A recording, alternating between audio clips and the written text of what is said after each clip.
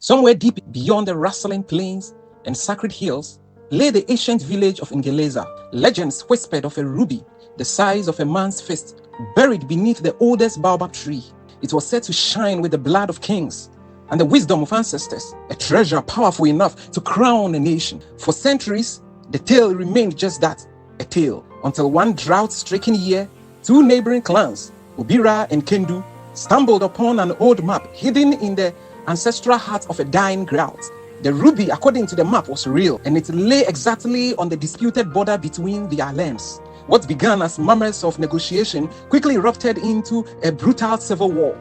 Brothers fought brothers, farmers became soldiers, entire families were torn apart, all for the promise of wealth and power. At the heart of it all were two warriors, Juma of Obira, fierce and unyielding, and Sefu of Kendu, sharp-eyed and cold as stone. They met one twilight under the flaming sky, blades drawn in the shadows of the baobab. They clashed with the fury of betrayed ancestors. Juma was the stronger, but Sefu was faster. At the final strike, Sefu slipped, and Juma's blade met his neck, but he paused.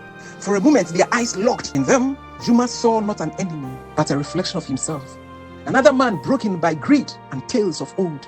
He lowered his sword. "Leave," he said, stepping back. "This war has taken enough from us." The ruby was never found.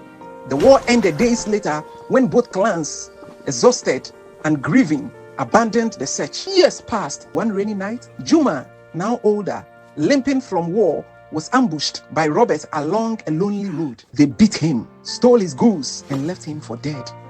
But as darkness closed in, a cloaked figure appeared. With gentle hands, he nursed Juma back to life. It was Sefu. "You spared me once. Tonight, I return the debt." Juma stared at him, too weak to speak, but his heart wept. And so, the warriors sat beneath another tree.